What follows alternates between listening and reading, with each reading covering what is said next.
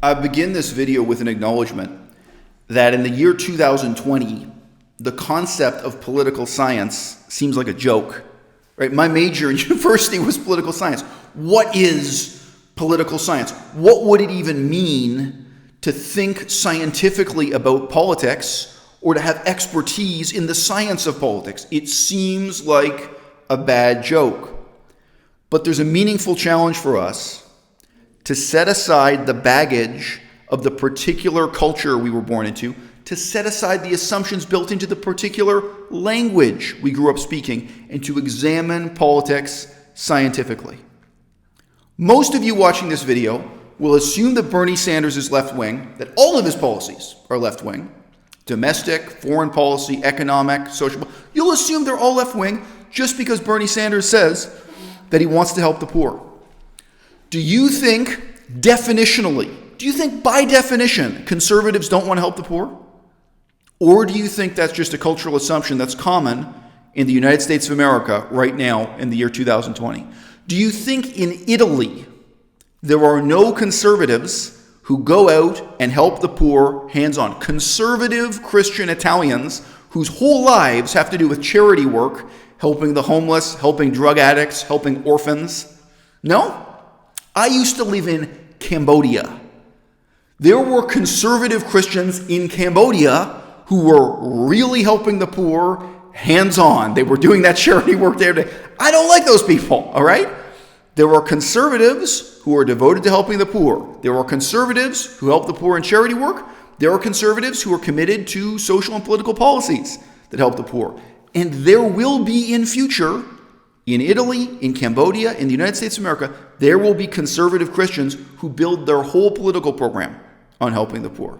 Because there is nothing ineluctable, there's nothing definitional about the connection between conservatism and, shall we say, contempt for the poor or indifference for the poor. That's just the cultural context of the United States of America right now in the year 2020.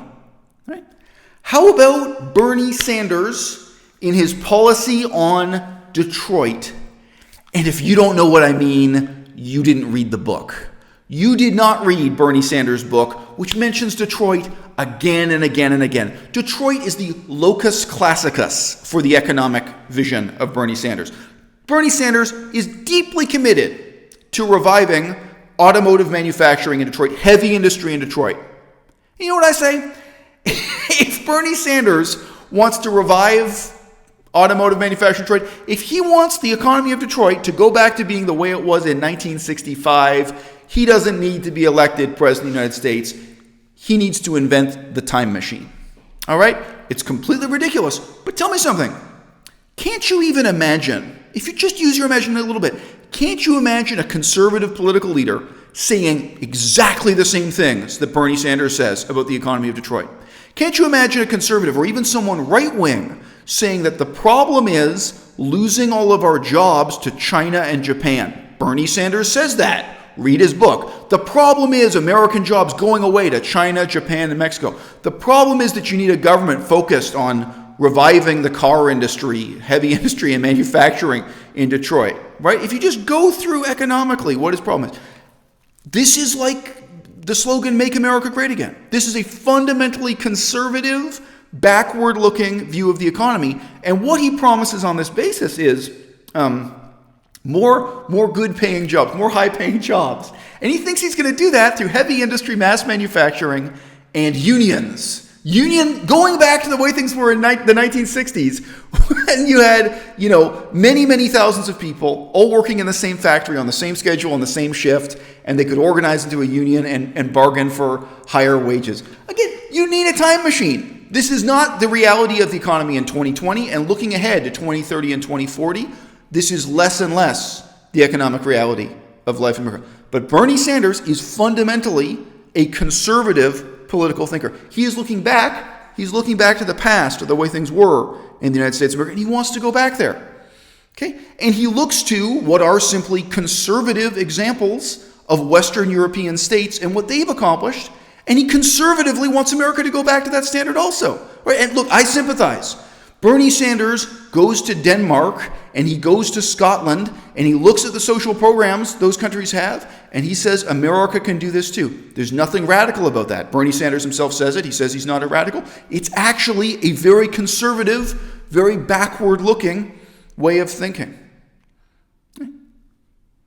What is Bernie Sanders' policy on education?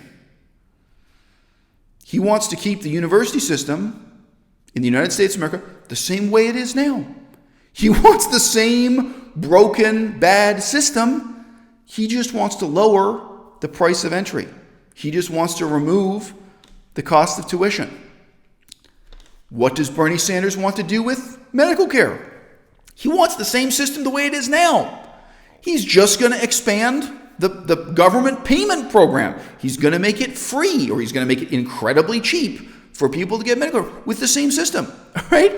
This is not even reform. This is a conservative position on each of these policies. Instead of doing what the left wing definitionally does, instead of doing what the left has meant since the French Revolution when it was defined. All right? In your culture today, in the United States of America, you assume that anyone supporting limited government, small government, efficient government is conservative and right-wing, whereas anyone promoting the expansion of government programs, anyone who says government should become larger, should take on more responsibilities, more spending, that those people are left-wing. Neither one of these things is definitionally left or right. Okay? Historically, the people who were advocating for small government were the original liberals, the original philosophic radicals, the original utilitarians also. People who said, no, they don't want government bureaucracy expanding to control everything. They don't want totalitarian government. They want a sphere for personal liberty, which meant in practice, in large part, so-called free enterprise. That was a left-wing position, okay? And it could be again. And whether or not it is now in your culture, in your language, right? But definitionally, what happened with the French Revolution was you had a movement that said, hey, we can sweep aside the accumulated assumptions of centuries. We can get rid of tradition. We can start with a blank chalkboard, and we can figure out how to solve this problem. This problem, that problem, the other problem. We can say, look, the fact that 1,000 years ago, people started using a measurement called the foot that was allegedly the size of the king's foot, doesn't matter.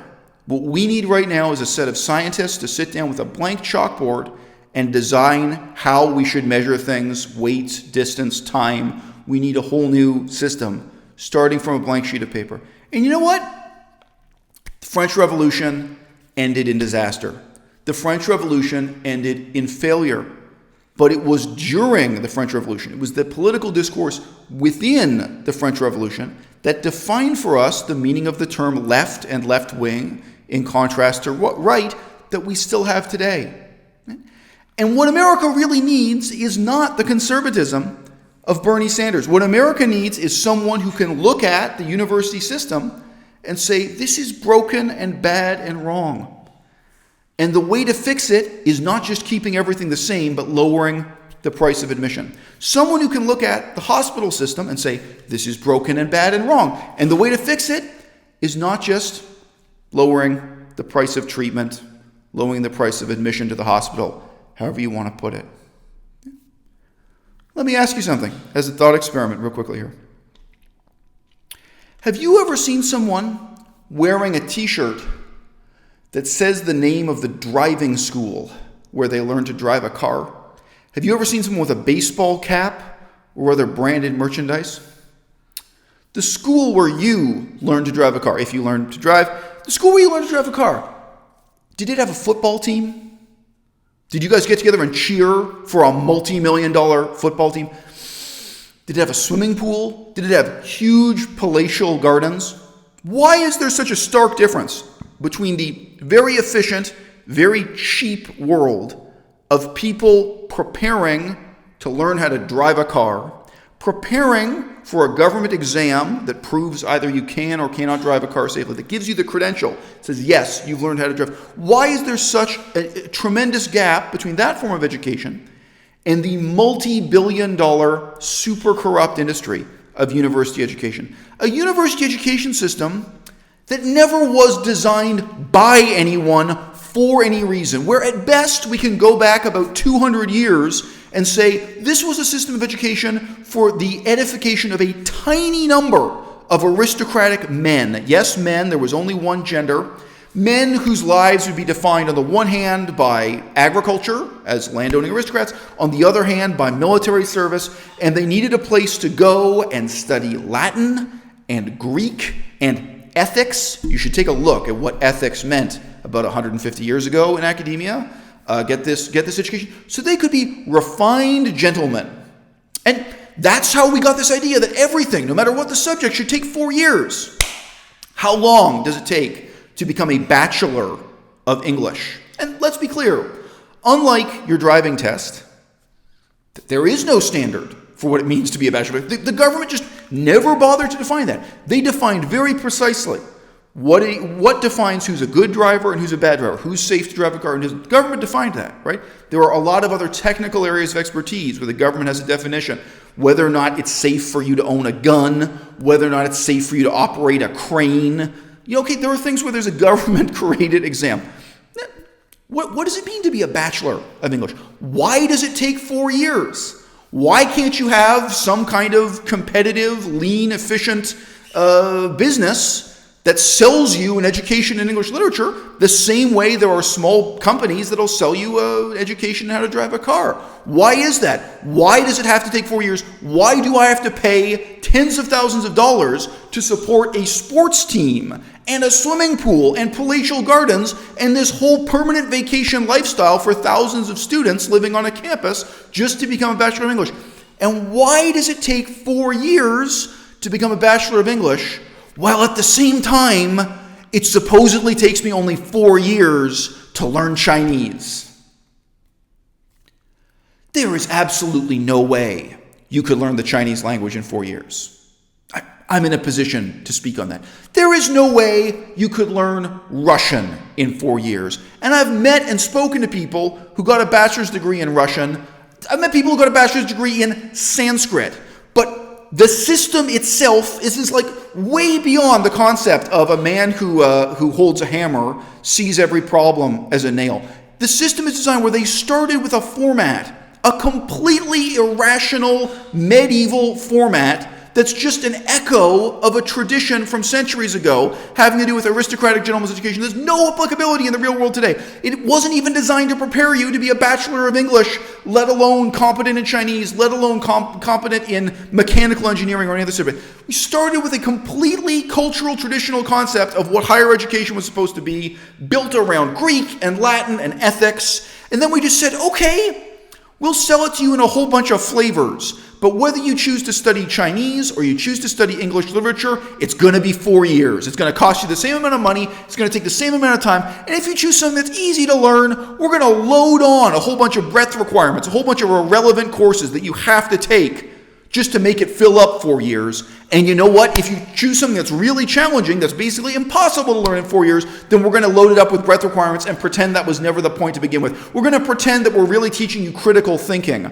So the fact that you spent $50,000 and lost 4 years of your life and you still can't speak Chinese, or you still can't read a newspaper in Russian, that doesn't really matter because you got critical thinking. Thanks for your $50,000. Here's your worthless diploma.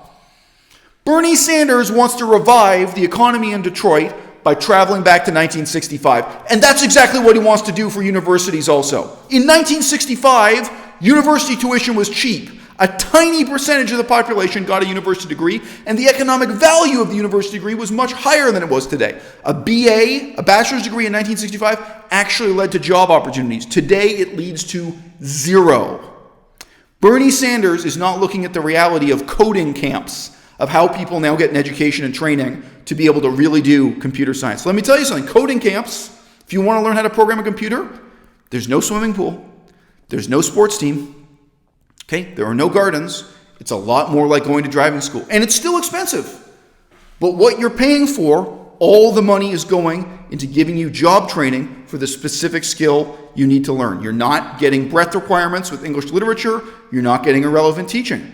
Hey, that could be a better way to organize adult education in Chinese, in baking. Reminder, guys, I went to college to learn how to bake bread. Didn't learn a goddamn thing. That's another. I've been back into formal education many times. Bernie Sanders is not looking around analytically and saying, what we have here is the accumulation of a set of irrational traditions since the Dark Ages. And what we need to do is start thinking more like the left wing did in the French Revolution and wipe the board clean and start thinking rationally, reasoning from first principles to conclusions. How do we solve this problem? How do we provide education to millions of people, to everybody, or to 90% of people? Not take a system of education that was designed for a tiny minority of the population 150 years ago. Not try to go back to the system of education as it was in 1965. Not try to just take a completely broken system that's bankrupting the nation and just lower the price to entry. Just socialize the cost of that education. Why can't we start from a blank chalkboard, from a blank sheet of paper, and think, how can we provide education to the poor? How can we provide education to everybody at a high level of quality that leads to a high level of employability at a low cost or an effective cost? How are we going to solve that problem? If you started with a blank chalkboard, nobody would come to the conclusion that we should imitate what's happening right now at Oxford University, England, at Cambridge University, England. Nobody would say, well, the first thing we got to do is build a cathedral. Nobody would say the first thing we got to do is build an enormous sports stadium and start spending millions of dollars on football. We have the accretion of cultural assumptions, the accretion of cultural expectations. And those of us who are really willing to think pragmatically and nihilistically in overturning those cultural assumptions, those are the people who are truly and profoundly left-wing. What Bernie Sanders wants to do is truly and profoundly conservative. He wants Detroit to go back to the way it was in 1965. He wants the university system to go back to the way it was in 1965. And he looks at the accomplishment of Western European countries, whether it be Scotland or it be Denmark, and he wants America to emulate what those conservative government institutions have already achieved, rather than really thinking through what's optimal, what's most effective, not what are the greatest hits of the last 50 years of political and economic development, but what could be the best solution to these problems for the next 50 years. That's what's really left-wing. That's what's really radical.